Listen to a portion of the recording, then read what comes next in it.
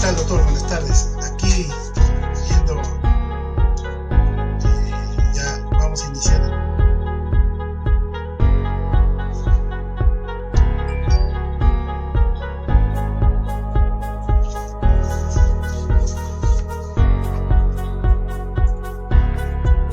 Fíjate, estás entrando.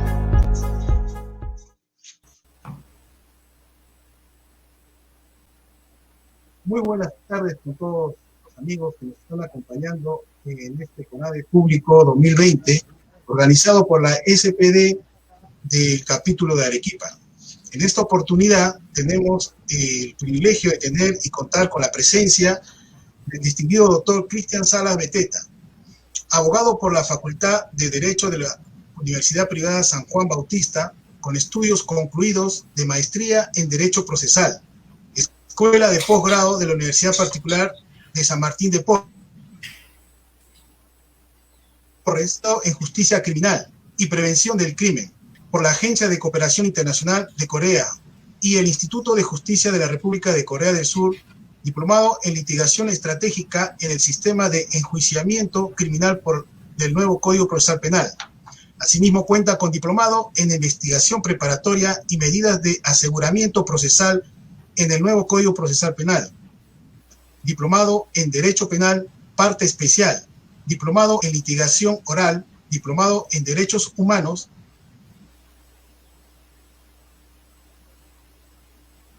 Y Procesal Constitucional, Nuevo Proceso Penal y Proceso Civil. Diplomado Penales, Convención en Crimen Organizado, Diplomado Internacional en Derecho Procesal Penal y Litigación Oral. Doctor, muy buenas tardes y bienvenidos por contar, por compartir sus conocimientos a través de esta plataforma en este CONADE Público 2020, organizado por la SPD Capítulo Arequipa. Bienvenido, doctor. Rolando Prado, es un gusto. Muchísimas gracias por la presentación. No quiero comenzar sin antes felicitarlo a usted y a todo el gran equipo que está detrás de toda la organización de un evento tan importante como este. Quiero agradecer también a la Sociedad Peruana de Derecho, capítulo de Arequipa, por la gentil invitación. Para mí es un honor ser parte de este congreso y es una tradición en el mundo académico. Así que bueno, en estos minutos que tan amablemente nos han concedido, vamos a hablar acerca de un tema de la especialidad que se refirió a los delitos de la administración pública y los procesamientos de este tipo de casos. Así que esperamos pues en estos minutos poder compartir información de relevancia, de interés y que genere sobre todo ese ánimo de quienes comparten con nosotros este evento de profundizar más en este temario. ¿Cuál es la metodología que vamos a desarrollar? No solo va a ser una clase teórica, sino que vamos a utilizar mucho de aplicación práctica. Vamos a emplear muchos ejemplos, casuística, vamos a citar algunos casos emblemáticos a efectos de ejemplificar lo que vamos a planear. Y muy bien, entonces, para entrar al tratamiento de este tipo de casos, siempre es necesario, siempre resulta obligatorio recorrer las bases de este tipo de delitos. No estamos ante delitos comunes, sino que estamos ante delitos que tienen una tipología propia, que tienen una metodología propia de tratamiento y cuya naturaleza también tenemos que saber entender. Los delitos contra la administración pública. Puntos que vamos a abordar. Primer punto, ¿a qué nos referimos con delitos contra la administración pública o comúnmente conocidos como delitos de corrupción de funcionarios? Vamos a ver que esa definición es propia de un tipo de delitos contra la administración pública, pero no todos tienen esa denominación. Dentro de esta precisión que vamos a hacer una restricción respecto a la corrupción vistas desde el plano penal, porque la corrupción implica pues una visión muy amplia, muy abstracta. El término corrupción implica degradación, putrefacción, pues eso se puede dar en diversos planos, ¿no? Desde el ético, el moral, hasta pues el jurídico. Entonces nosotros vamos a tener que hacer la precisión de que nos vamos a referir cuando abordamos los delitos contra la administración pública de la la perspectiva penal de la corrupción. Eso es básico. En el segundo punto vamos a desarrollar lo referido a la administración pública para poder aterrizar y materializar la afectación al bien jurídico tutelado en este tipo de delitos que, como Fidel Rojas correctamente señala en su libro Delitos contra la Administración Pública, tienen todos bienes jurídicos tutelados genéricos. Esto es, se busca proteger el normal y el correcto desenvolvimiento de la administración pública. Pues para entender ello, ¿qué significa eso? ¿Cómo es que materializamos un concepto tan abstracto? Tenemos que entender qué cosa es la administración pública. Y en un tercer punto vamos a abordar lo referido al sujeto público, el agente, el sujeto activo en este tipo de delitos. En la mayoría, no en todos los delitos de este capítulo, dentro de los delitos contra la administración pública, es un sujeto activo especial y en muchos casos un agente activo súper especial, porque no basta con ser funcionario público para cometer determinados delitos contra la administración pública. Muchas veces esa función pública tiene que, por razón del cargo, tener ciertas particularidades que el tipo penal exige. En un cuarto punto vamos a abordar ya entrar a la puesta en práctica de estos conceptos y cómo es que en determinados tipos penales, haciendo un análisis de tipicidad, podemos encontrar características muy interesantes y que generan en la casuística, en la jurisprudencia, cierto debate. Y para poder seleccionar el criterio que hemos empleado para seleccionar qué tipo penal vamos a tratar en estos minutos, pues hemos tenido que utilizar como patrón el reciente informe publicado por la Defensoría del Pueblo respecto a los mapas de corrupción, a efectos de visualizar cuáles son los delitos más frecuentes, los que con mayor incidencia se suscitan en nuestra realidad, en la administración pública en nuestro país. Y es por ello que vamos a abordar, y ojalá el tiempo nos lo permita, vamos a abordar el delito de peculado, que es el más frecuente, el delito de colusión de funcionarios y el delito de negociación incompatible. Pues bien, entonces comencemos. Les voy a presentar unas diapositivas a partir de las cuales podemos notar, vamos a la segunda diapositiva, podemos notar, por ejemplo, el trabajo que les comentaba de la Defensoría del Pueblo, ¿sí? Vamos a quedarnos ahí mientras desarrollamos toda la explicación teórica base para poder entender cómo es que esto se presenta. Primero, habíamos dicho, es necesario hacer la precisión respecto a qué tipo de delito nos referimos cuando hablamos de corrupción. El término corrupción es un término bastante gaseoso, bastante amplio, muy genérico y que se puede aplicar pues en el común de la vida social.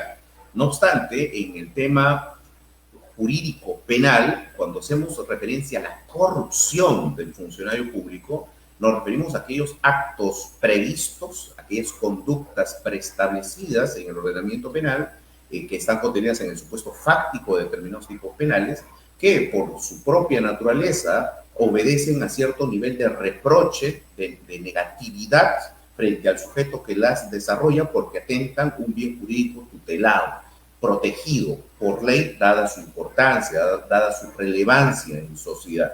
Entonces, cuando hablemos de corrupción en el término, en el tratamiento de estos delitos contra la administración pública, vamos a hacer referencia justamente a eso, al desvío, a la degradación, a la violación de los deberes funcionales, de las obligaciones estatales a los que están sometidos los sujetos públicos, funcionarios o servidores públicos, frente a la administración pública y frente a la sociedad, que es la que espera de ellos el cumplimiento de cierta función en aras de lograr efectivamente un servicio colectivo.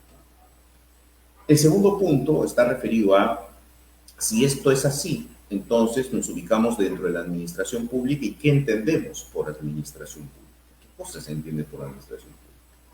Bueno, vamos a entrar un momentito, vamos a abrir una ventana y vamos a entrar al ámbito del derecho administrativo. Cuando hablamos de derecho administrativo, obviamente nos estamos refiriendo a todo este colectivo de normas, este conjunto de normas que regulan la función estatal, que regulan las relaciones que el Estado desempeña, desarrolla, emplea en relación al servicio público que el usuario, el administrado requiere. En la administración pública tenemos que esta no se ve materializada, no se ve restringida en su definición, por ejemplo, en la persona del sujeto público. O sea, el funcionario público no es administración pública. El local del ministerio, el local de la municipalidad, no, eso no es administración pública. La administración pública implica una definición dinámica vinculada ¿a qué? A la función pública. Esto es, al conjunto de actividades que se desarrollan por parte de sujetos competentes, legitimados, que cuentan con facultades, prerrogativas para desplegar, para desarrollar ciertas actividades orientadas a satisfacer, a cubrir necesidades colectivas. Esta definición tan simple de lo que es la administración pública nos permite entender cómo es que un Estado está organizado y cómo es que funciona un Estado. El Estado como organización jurídica y política no tendría otra razón de ser, no tendría otro objetivo si es que no fuera el servicio público. Y eso lo vemos reflejado en la estructura estatal en nuestro país, por ejemplo, ¿no? Que surge parte de la Constitución. Nosotros como integrantes de la sociedad hemos pactado, hemos acordado, hemos democráticamente establecido que debe ser un conjunto de gobernantes los que asuman el poder, a los que les delegamos el poder para que nos representen, para que administren nuestros recursos, para que gestionen y para que permitan, con su conducta, con sus funciones, permitan que como sociedad convivamos pacíficamente y nos desarrollemos como sociedad. Entonces, en ese esquema, lo que nosotros como sociedad le decimos a este conjunto de gobernantes, de administradores, es administren bien porque queremos como sociedad avanzar, desarrollar. Estos administradores, ¿qué cosa gestionan? ¿Sobre qué cosa manejan? Bueno, los aspectos o los sectores sobre los cuales otorgamos o delegamos poder, facultades, potestades, están referidos a sectores vitales del desarrollo colectivo. ¿Como cuáles? A ver, veamos la estructura estatal. 3 poderes, un poder ejecutivo, legislativo, judicial. Poder ejecutivo encabezado por el presidente de la República, integrado por los diversos ministerios. Y esos ministerios están encargados de desplegar las políticas, las directrices esenciales para que determinados sectores vitales del grupo humano se puedan desarrollar, o por lo menos para que se les brinde las condiciones necesarias que les permitan justamente desarrollarse. Por eso es que nosotros tenemos, dentro de estos sectores esenciales de una colectividad, tenemos la seguridad, que es vital para que nos desenvolvamos correctamente, un entorno económico estable que nos garantice relaciones económicas, comerciales adecuadas, confiables, un entorno que garantice un trabajo digno, un trabajo adecuado, bien remunerado, libre de explotación, libre de esclavitud, libre de subempleo y demás. Necesitamos condiciones adecuadas para que la población infantil pueda educarse, pueda formarse, puedan convertirse más adelante en ciudadanos que se integren a una sociedad en avanzada. Necesitamos condiciones, establecimientos de salud que nos permitan ser atendidos frente a cualquier enfermedad, dolencia, afectación a la integridad física, a la salud, etcétera. Necesitamos que se garantice la construcción de carreteras, vías de acceso, para que pueda justamente el país, la sociedad integrada dentro de todo este territorio, interconectarse, intercomunicarse y desarrollarse. Y así sucesivamente. Entonces, estos sectores vitales están materializados, se concretizan en los ministerios. Por eso es que tenemos Ministerio del Interior, Seguridad Interna, tenemos Ministerio de Economía, tenemos Ministerio de Trabajo, tenemos Ministerio de Transporte y Comunicaciones, tenemos Ministerio de Salud, tenemos Ministerio de Educación, etcétera, ¿sí? Porque son sectores esenciales de la convivencia social en donde nosotros como integrantes de la sociedad, ¿qué necesitamos? ¿Qué requerimos? Que esos gobernantes, que esos administradores diseñen, apliquen, pongan en marcha políticas eficaces que nos garanticen la convivencia social, que nos garanticen además que podamos desarrollarnos, crecer como colectividad, que salgamos del contexto del subdesarrollo social. Muy bien. Entonces, miren ustedes, apenas estamos tocando un poder y vemos cómo es que este primer gran poder estatal en la estructura del Estado está orientado a abordar, a generar las condiciones en sectores esenciales de la colectividad. Pero obviamente, en ese contexto de interacción social, de relación entre los integrantes de este grupo, de esta sociedad, es posible que surjan los conflictos y es posible que esos conflictos necesiten ciertos parámetros para ser resueltos o para ser prevenidos. Y en ese contexto se necesita de un marco normativo que establezca reglas para el grupo humano. El grupo humano no puede desenvolverse a su libre albedrío, no, sino que necesita reglas que delimiten, que regulen ciertos espacios y delimiten ciertas circunstancias. Y es por ello que tenemos un segundo poder, el poder legislativo, el encargado de dotar, de debatir, de aprobar, de modificar, de anular todo el marco legislativo que en nuestro territorio nacional debiera estar vigente, debiera respetarse. ¿Para qué? Para dar orden, para dar predictibilidad a las relaciones intersociales que tenemos.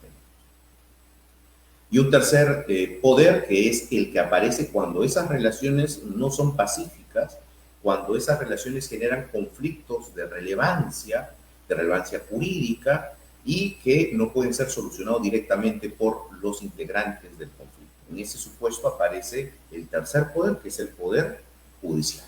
El poder judicial encargado de, en condición de tercero, resolver el conflicto que otras personas, dos partes en disputa, colocan para que él pueda decidir, para que él pueda emitir un fallo, y ese fallo tiene que ser respetado por los involucrados en el conflicto, dependiendo de a quién se le dé la razón y a quién se le desestime su pedido.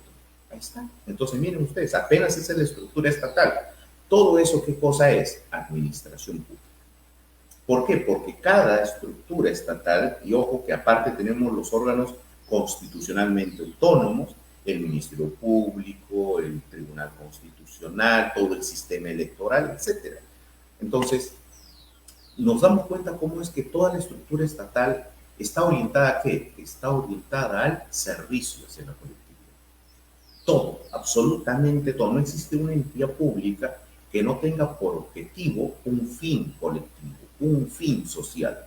Si no fuera por eso el Estado no tendría razón de ser, porque el orden justamente se da en eso. En eso consiste el orden que se busca a través del Estado, en satisfacer esas necesidades vitales, esenciales del grupo humano.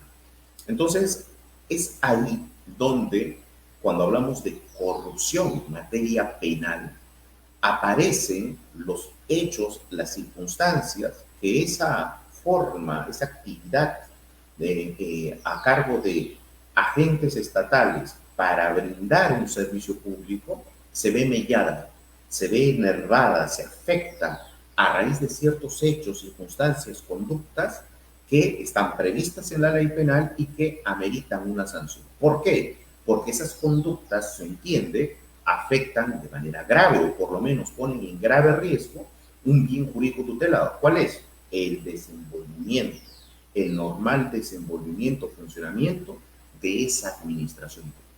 ¿Y por qué se sanciona eso?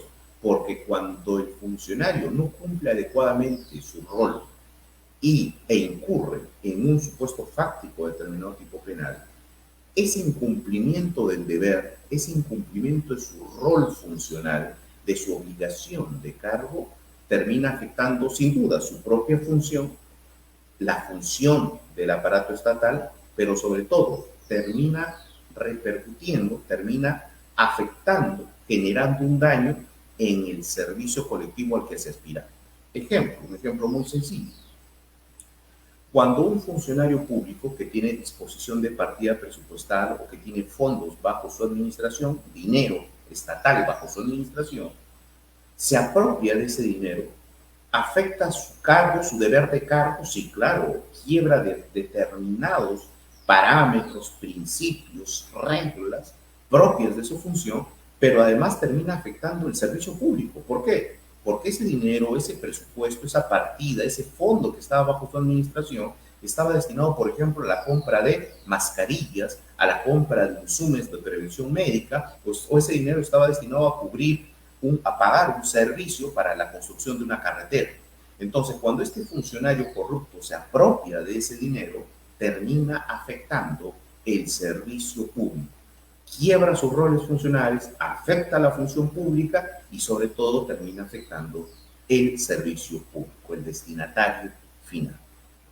Entonces esto nos permite entender el porqué de la represión de este tipo de conductas y el porqué es que el bien jurídico tutelado genérico para todos los delitos establecidos en este capítulo, llámese cohecho, concusiones, enriquecimiento ilícito, tráfico de influencia, peculado, peculado culposo, colusión simple, colusión agravada, etcétera, todos los delitos tienen como bien jurídico tutelado general el normal y correcto funcionamiento de la administración pública, porque estas conductas atacan justamente, atentan justamente contra este bien jurídico tutelado. Tercer punto, el sujeto activo en este tipo de delitos. Por regla general, la mayor parte de delitos contra la administración pública son cometidos por sujetos activos especiales, es decir, funcionarios o servidores públicos. Regla general. ¿Hay excepciones a eso? Sí, sí hay excepciones. Ejemplo, el delito de tráfico de influencias, que puede ser cometido por cualquier persona, pero que está dentro de este catálogo de delitos contra la administración pública. ¿De acuerdo? Pero la regla general es que los delitos contra la administración pública sean desarrollados, sean cometidos por sujetos especiales, que son los funcionarios o servidores. Muy bien. ¿Por qué es que se sanciona este tipo de delitos y se coloca o se exige como parte para verificación de tipicidad que el sujeto activo sea un funcionario o un servidor público? Porque justamente la gran obligación frente a la administración pública, el gran obligado frente a velar por el buen desempeño de la administración pública, el gran obligado frente a su propia función pública, el encargado de dotar del servicio público, ¿quién es?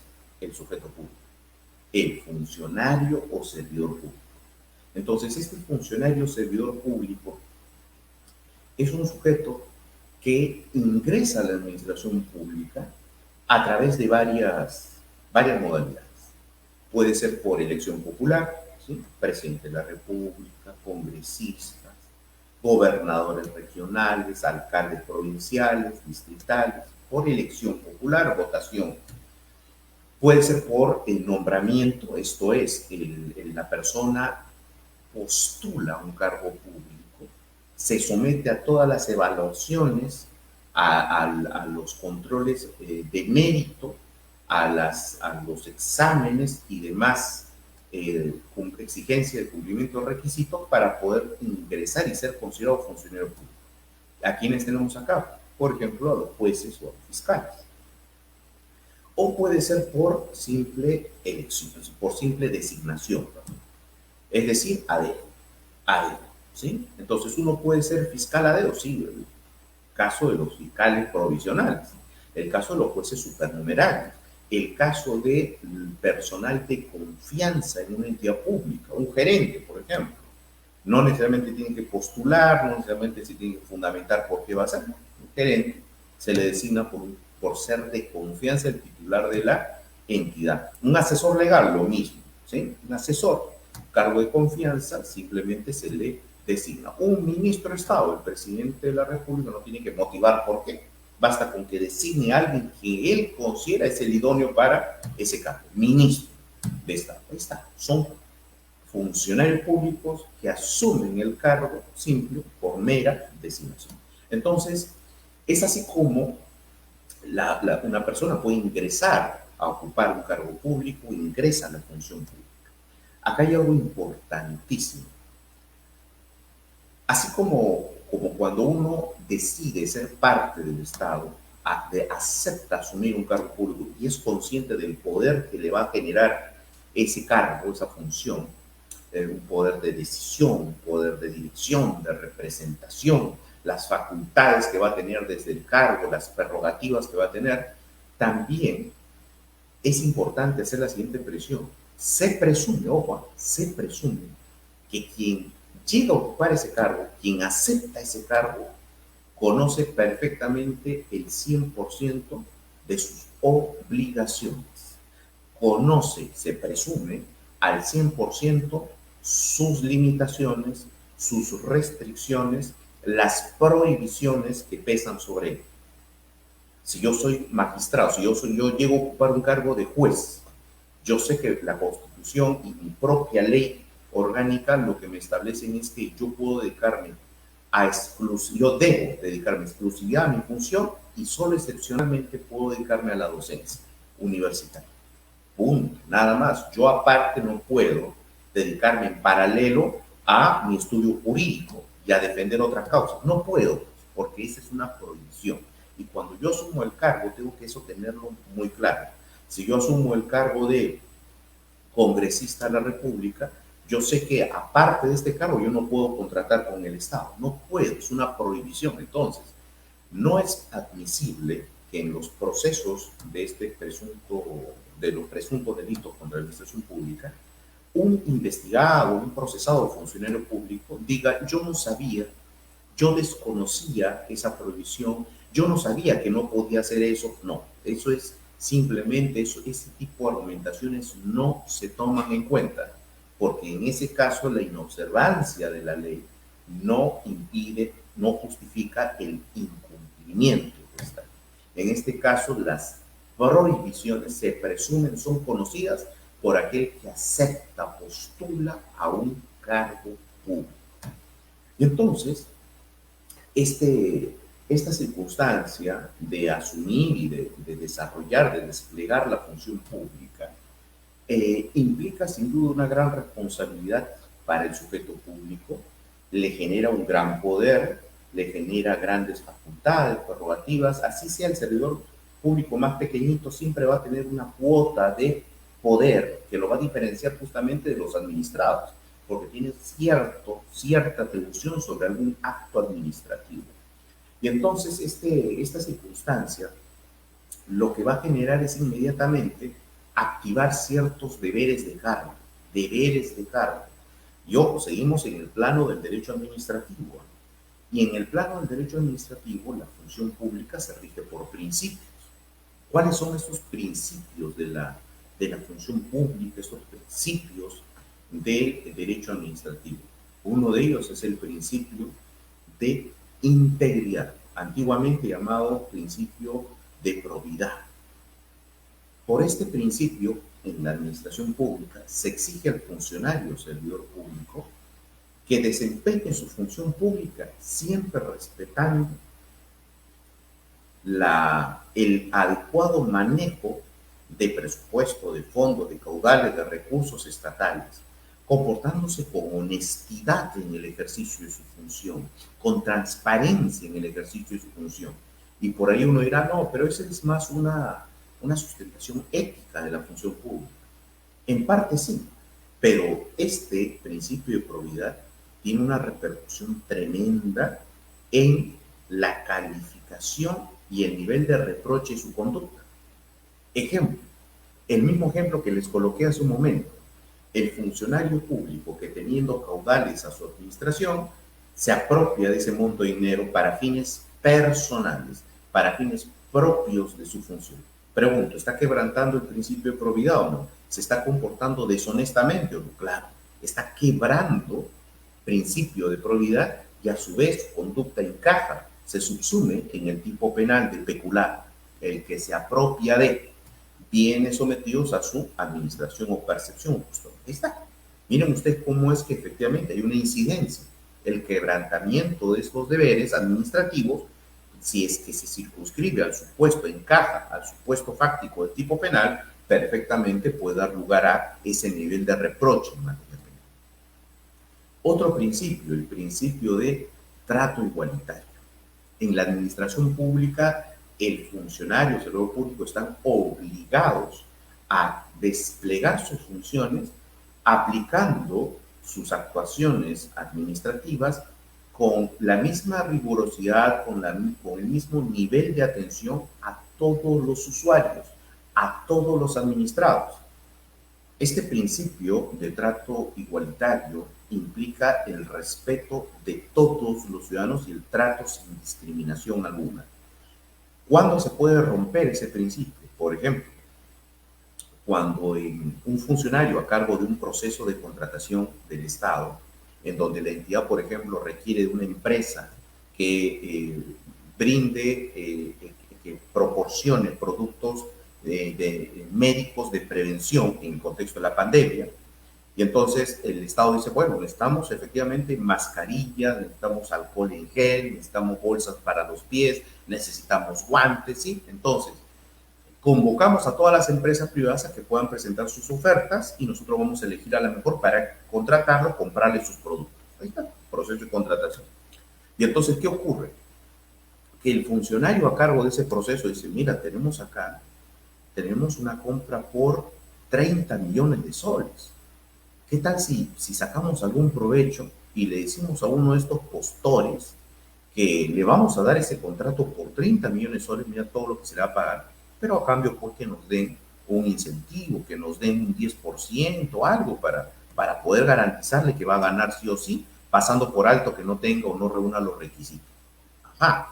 Entonces, en ese caso, vamos a ver que estos funcionarios corruptos lo que van a hacer es entregarle el contrato, van a aprobar a ese postor que acepta entregarle cierto beneficio para que puedan justamente beneficiarse de ello.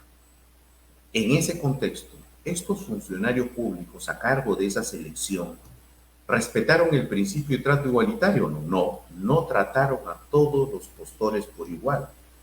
E indebidamente e ilícitamente pactaron, se coludieron con uno de ellos para obtener un beneficio y darle el contrato. Quebrantamiento del principio de trato igualitario. ¿Tiene alguna repercusión esto en el plano penal? Claro que sí, porque esa misma conducta, a través de la cual se está quebrando el principio de trato igualitario, se subsume perfectamente en el delito de colusión establecido en el tipo penal. Entonces, miren ustedes cómo es que la infracción a un deber de cargo, la infracción a una obligación funcional, se puede circunscribir, se puede subsumir en un determinado supuesto fáctico de tipo penal y, consecuentemente, incurrirse en un delito. Y así tenemos diversos principios, como son el principio de la obligación del cuidado de los intereses estatales, el principio de libre competencia o leal competencia en los procesos de contrataciones con el Estado, entre otros principios de la administración. Entonces, lo que vemos es que existe una relación entre quebrantamiento de deberes de cargo del funcionario público con la comisión de delitos, sí. Y es por ello que este tipo de delitos contra la administración pública cometidos por funcionarios públicos son del tipo de infracción de deber, son llamados delitos de infracción de deber. Por eso es que el sujeto activo en la gran parte de estos delitos necesariamente tiene que ser un funcionario público, no puede ser un particular, porque quien infringe deberes de cargo, deberes de la función pública, es el funcionario o servidor público. Esa es la explicación, esa es la razón de ser de parte de este tipo de delitos para reprimir, para sancionar a estos funcionarios o servidores públicos cuando incurren en una de estas conductas. A partir de aquí tendremos que tener claras dos premisas. Pregunta: ¿toda infracción de deber, toda falta a los deberes de cargo genera inmediatamente responsabilidad penal? No. No toda afectación a los deberes funcionales de parte del funcionario público, no toda infracción a los deberes de cargo genera responsabilidad penal. No. ¿Por qué? Porque puede ser que se actúe con negligencia, puede ser que se omita sin dolo, puede ser que se cometa una infracción administrativa con violación de los deberes administrativos, de los principios administrativos y deberes de cargo, pero no necesariamente esa conducta va a tener tal relevancia, tal nivel de afectación que sea sancionada por el derecho penal. No toda infracción administrativa genera responsabilidad penal. Pero, ahí viene la segunda premisa, todo delito contra la administración pública cometido por funcionario servidor público implica necesariamente las infracciones de deberes de cargo, sí, sí. Entonces, si esto es así, ¿qué quiere decir? Que la comisión de delitos contra la administración pública va a encontrar como base siempre la infracción de deber. Pero esa infracción de deber, para tener la represión penal, para llegar a tener relevancia penal, tiene que estar contemplada como un supuesto fáctico en determinado tipo penal. No se puede aplicar por analogía. Ah, no, cometió una infracción de deber, pero y se parece a un peculado. No, no es que se parezca.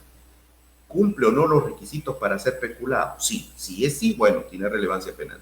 No, no cumple, bueno, se queda a nivel de infracción administrativa. ¿De acuerdo? Entonces, bajo esta base, ahora sí, podemos entrar a tratar, a desarrollar lo concerniente a los delitos más frecuentes. Y esta diapositiva que tenemos a la vista nos permite, por ejemplo, ver lo que la Defensoría del Pueblo pudo verificar en nuestro país en atención a data proporcionada por la Fiscalía, por la Procuraduría Anticorrupción. Y lo que la Defensoría se pudo percatar aquí es que el delito más frecuente en nuestro país es el delito de peculado. El delito de peculado, que se lleva por delante en cantidad a los demás delitos que le siguen, que son el de colusión, el de negociación incompatible. Y la pregunta es, ¿por qué el delito de peculado es el más frecuente en el país? Adelanto la respuesta que justamente íbamos a lanzar como conclusión. El delito de peculado es el más frecuente porque es el de más fácil comisión. El de más fácil comisión. Ahora lo vamos a ver, ahora vamos a explicar por qué. ¿Y cuál es el segundo delito más frecuente? El delito, siguiente diapositiva por favor, el delito de colusión. En los diversos departamentos y provincias del país, en atención a la data, a nivel de investigaciones y de procesamientos, lo que tenemos es que el segundo delito más frecuente es el delito de colusión, tanto en su modalidad simple como agravada. ¿Y por qué es el segundo delito más frecuente? La respuesta no es la misma que en el peculado. En el caso del peculado, habíamos dicho, es el delito más frecuente porque es el de más fácil comisión, sí. En el caso de la colusión, como ahora veremos, no estamos ante el delito más fácil. Yo diría que estamos ante uno de los delitos que resultan más difíciles de cometer. Pero ¿y por qué es el segundo más frecuente si es tan difícil de cometer? Porque requiere diversos procedimientos de simulación. Porque es uno de los que más rédito económico genera para el corrupto. ¿Por qué? Porque la colusión justamente se va a dar en el contexto de procesos de contratación con el Estado. Licitaciones, concesiones, adjudicaciones. Y hoy, desde hace un par de décadas, en el Estado hay presupuesto, hay partidas para gastar, para contratar, para comprar. Y eso lamentablemente por el funcionario y por el empresario corrupto es visto como un botín para beneficiarse. Y por eso es que se despliega con un conjunto de procedimientos refinados, de procedimientos complejos, de simulación, orientados a cometer el delito de colusión. Por eso es el segundo más frecuente. Muy bien. Dicho esto, entonces vamos a pasar directamente, porque el tiempo ya nos está ganando, vamos a pasar directamente a la diapositiva que nos representa, que nos muestra el marco del delito de peculado. Avancemos, por favor. Avancemos hasta la diapositiva número 14, que es donde está establecida, previsto el delito de peculado. Esta diapositiva número 14 la he diseñado haciéndole una estructura bastante interesante para que sea fácil de entender el tipo penal de peculado. ¿Y qué cosa nos dice el artículo 387? En el artículo 387 se establece que el delito de peculado se comete por quién. Primero, sujeto activo, por un funcionario o servidor público. Acá hay que hacer una precisión. Funcionario o servidor público no es lo mismo, ¿no? El funcionario público es aquel que tiene poder de representación institucional. Es aquel que tiene poder de decisión sobre determinados actos propios de su competencia. Tiene poder de disposición, ¿sí? Funcionario público. En cambio, el servidor público no. El servidor público simplemente acata normativa interna, directivas, reglamentos, memorandos de disposiciones del propio funcionario público. El servidor público no tiene poder de decisión sobre actos competenciales de la institución, no. Entonces son actuaciones de mero impulso, de mero trámite, de simple ejecución de disposiciones. Servidor público. Dentro del marco, obviamente, que regula cada cargo en el aparato estatal. Entonces, esa es la diferencia puntual. Uno tiene poder de representación institucional y el otro no la tiene. Uno tiene poder de decisión, de disposición y el otro no la tiene. ¿Esa diferencia es relevante para fines de tipicidad? No, para fines de tipicidad no. ¿Por qué? Porque los tipos penales que están catalogados en este capítulo nos dicen sujeto activo, funcionario o servidor público. O sea, da lo mismo, lo importante es que sea un sujeto público, ¿sí? Pero para fines de aplicación de pena, sí. Sí, o sea, cuando el juez analiza los diversos criterios para la imposición de la pena, obviamente los niveles de reproche en relación a la conducta de cada uno de los sujetos va a tener algún tipo de relevancia. No es lo mismo sancionar por peculado al mero tesorero que al presidente de la República. No es lo mismo, ¿sí? Entonces, uno tiene, de acuerdo al nivel de cargo también que desempeña, un nivel de reproche mayor. Pero eso solo sirve para fines de aplicación, utilización de criterios de aplicación de la... Listo. Entonces, en el delito de peculado se establece que el sujeto activo tiene que ser un funcionario o servidor. Este funcionario o servidor público es un sujeto activo súper especial, porque no basta esa condición. Además, el tipo penal lo que exige es que ese funcionario o servidor público tenga relación, por razón del cargo, esté relacionado con los caudales o efectos, sea por administración, por custodia, por percepción. Tiene que ser entonces un sujeto activo súper especial, un funcionario, un servidor público que por mandato legal, según la normativa, según su manual de los reglamentos de organización y funciones, tenga que estar encargado, tenga que estar bajo la administración de esos caudales o efectos, de caudales o efectos. Si no tiene esa relación directa, esa responsabilidad sobre esos caudales o efectos, no va a ser nunca sujeto activo de peculado. Podrá ser un cómplice, pero nunca podrá ser autor del delito de peculado. ¿Y qué hace este sujeto activo súper especial? ¿Qué es lo que hace? Lo que hace este sujeto es apropiarse o utilizar, obviamente, para fines ajenos a la función. Se apropia o malusa, ¿qué cosa? Para fines ajenos a la función, caudales o efectos. Caudales, dinero, fondos dinerarios, efectos, objetos, materiales, vehículos, locales y demás. Entonces, el delito de peculado, en primer término, es cometido por un sujeto activo súper especial, vinculado por razón de su cargo, de su competencia funcional, vía administración, percepción, custodia de estos caudales o efectos que se apropia o utiliza para fines ajenos de la función, sea para sí o para un tercero. Ahí viene el segundo, entonces, elemento que está referido a los verbos rectores. El sujeto se apropia o utiliza.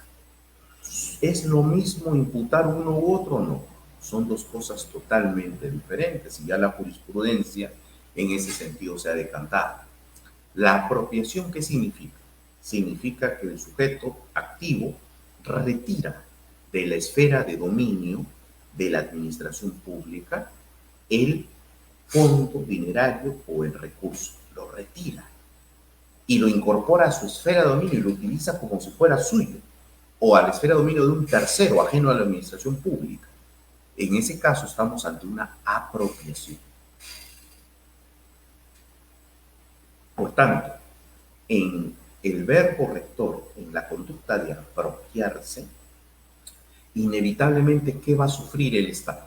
La administración pública, ¿qué va a sufrir? Va a sufrir un detrimento, una disminución de su patrimonio, porque ese patrimonio que tenía ahora ya no es de su propiedad, ya no está a su disposición, pues el funcionario a cargo de cuidarlo, de tenerlo, de administrarlo, simplemente lo retiró de ese dominio, de esa propiedad indebidamente.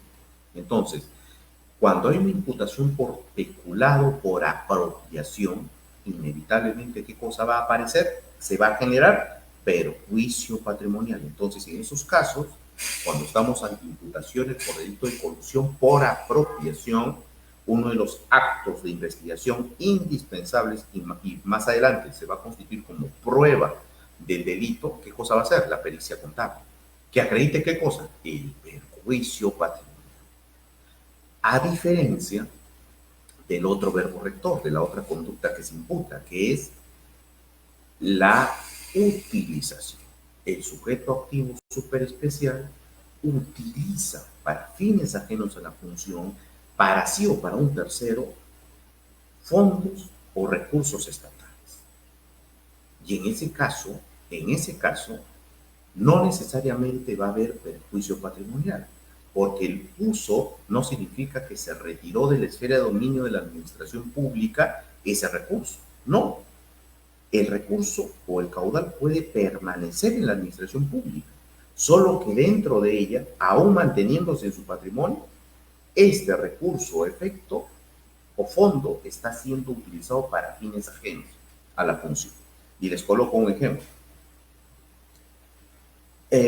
Un gerente, un jefe del área de tesorería,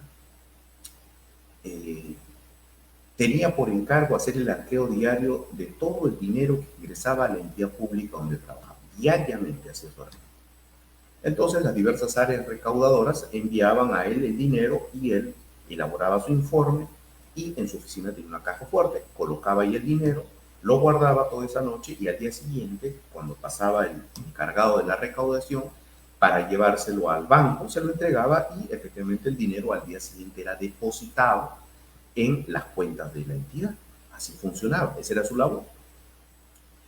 Resulta que un día, agobiado por las deudas, este funcionario, al final del día, elabora su informe y dice, bueno, han ingresado 10.000 soles hoy. Deja firmado su informe, pero no mete el dinero en su caja fuerte. Mete el dinero en su maletín. Cierra su oficina, marca su salida, se va, sale del local de la entidad pública y se va a su casa. Y piensa, a ver, ya tengo el dinero acá, ¿qué hago? Con esto puedo pagar mis deudas, puedo cubrir mis necesidades urgentes con las que estoy agobiado y punto. Pero mañana cuando vuelva a la oficina me van a decir dónde está toda esa plata. ¿Qué hago? ¿Qué hago? Y no se le ocurre mejor idea que irse a una casa de apuestas, a un casino y apostar ese dinero. Y lo apuesta. Apuesta el dinero. Y entonces toda la noche se pone a jugar, a apostar. Y en la madrugada, ya empezando el día, 6 de la mañana, este señor tenía ya no 10.000 soles, que era lo que había sacado del entidad pública. Tenía 20.000. Y entonces dice, me retiro. Perfecto, me retiro. Toma sus 20.000 para él y se va a su oficina, marca su hora de entrada, 8 de la mañana, ingresa, abre su cajita fuerte y mete 10.000 soles. Ahí está, lo metió. A las 9 de la mañana pasa el recaudador y él saca el dinero de su caja fuerte con su informe y se lo entrega para que sea depositado en la cuenta del banco. Ahí está, ahí acabó la historia. La pregunta es, ¿este funcionario público ha cometido el delito de peculado? La respuesta es obvia, sí lo ha cometido, sí lo ha cometido. Y la otra pregunta es, ¿pero cómo puede haberlo cometido si es que no generó un perjuicio del Estado? Porque se suponía que esos 10.000 soles que ingresaron el día anterior iban a ser luego depositados en el banco al día siguiente. Y efectivamente eso ha ocurrido. Este señor temprano vino, trajo de nuevo los 10.000 y los entregó. La respuesta no iría por el lado de que no son los mismos billetes, no, eso es irrelevante. La respuesta es que sí hay delito de peculado, porque en ese caso puntual, el sujeto activo no tiene el nivel de reproche por la mera afectación al patrimonio, sino porque ha quebrantado sus deberes de cargo orientados a qué. Acuérdense, el sujeto activo superespecial tiene relación de administración, de percepción o custodia. Es decir, este sujeto que tenía ese tipo de obligaciones en relación a los caudales del Estado, de esa entidad pública, los quebró y los rompió. ¿Por qué? Porque retiró del lugar donde estaba ese dinero, poniendo en riesgo qué cosa, que se le pueda perder, que se lo puedan robar, que apostando lo pueda haber perdido absolutamente todo, y por tanto puso en riesgo el patrimonio estatal, pero previo quebrantamiento de sus deberes de cargo. Por eso es que el delito de peculado en sí, directamente, no busca proteger el patrimonio estatal, ojo con eso. Si no, sería un delito contra el patrimonio. No, es un delito de infracción de deber. Lo que busca proteger justamente es que este funcionario cumpla adecuadamente su rol en protección, en salvaguarda del erario nacional. Y por tanto, en este caso sí se habría cometido el delito de peculado. Ahora, hay que definir, peculado por apropiación o peculado por utilización. Esa tarea se las dejo. Muy bien, entonces, en eso consiste este tipo penal de peculado. El elemento subjetivo, en este caso, como en todos los demás, es dolo. Dolo. Peculado tiene como elemento subjetivo el dolo, salvo la siguiente excepción. Avancemos a la siguiente diapositiva, por favor, donde de manera exclusiva y excepcional, dentro de todo este catálogo de delitos contra la administración pública, el legislador ha querido sancionar también, reprimir penalmente también, el peculado culposo, que es una cosa excepcional, ¿sí? Todos los delitos contra la administración pública son dolosos. El único que admite la culpa es este, el peculado culposo. Y en el peculado culposo cambia la figura. Aquí tenemos que el funcionario o servidor público, por culpa, da ocasión a que un tercero sustraiga caudales o efectos. Miren ustedes, esa es la conducta. O sea, se reprime, se sanciona penalmente a aquel sujeto público que por negligencia, ¿sí?, por una falta de cuidado, por una insuficiente diligencia en su función pública, da ocasión, permite que terceros puedan retirar, puedan sustraer, puedan apropiarse de caudales o efectos estatales. En este caso, primero, sujeto activo. El sujeto activo es aquel que, ejerciendo un cargo público, tiene, igual que en el caso del peculado doloso, relación de administración, de custodia, de percepción con esos caudales o efectos. Y que, como verbo rector, se tiene que evidenciar que su actuar fue un actuar culposo, que fue un actuar negligente o una falta de cuidado debido en relación a los deberes de cargo que tenía, ¿sí? Entonces, si soy el encargado de custodiar determinados bienes de una entidad estatal y mi labor es asegurar todas las puertas antes de retirarme y me olvidé de asegurarlas y en la noche vinieron otros sujetos y se llevaron las cosas, pues voy a ser condenado por peculado culposo porque no observé diligentemente mi rol funcional, que era justamente el destinado a asegurar, a proteger, a custodiar esos bienes.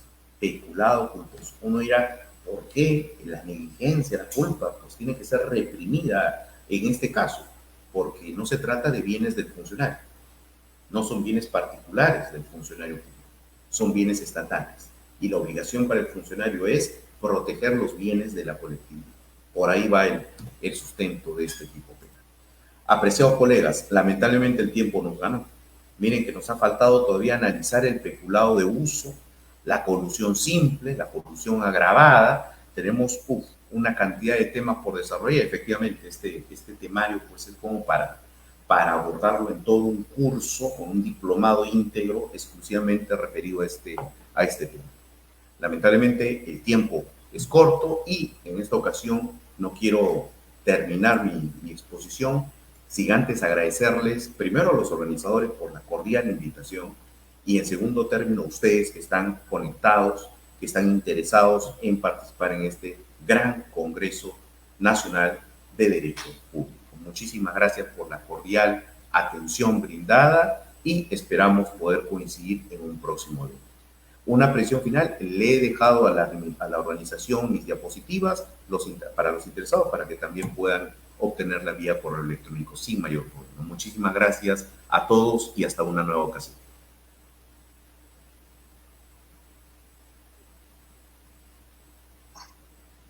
Doctor, estamos muy agradecidos por su ponencia. Realmente nos ha faltado tiempo, es cierto. Una hora prácticamente abordar todos los temas relacionados a delitos contra la función pública realmente son cortos. Doctor, estamos muy agradecidos por su presencia, por habernos aceptado esta invitación. En nombre de la SPD, del capítulo de Arequipa, le estamos muy agradecidos y de verdad que muy pronto estaremos en contacto para poder culminar y continuar con esto que queda pendiente de su exposición. Muchas gracias, doctor, y tenga usted muy buenas tardes. Muy buenas tardes, gracias a ustedes. Un gran abrazo. Hasta luego.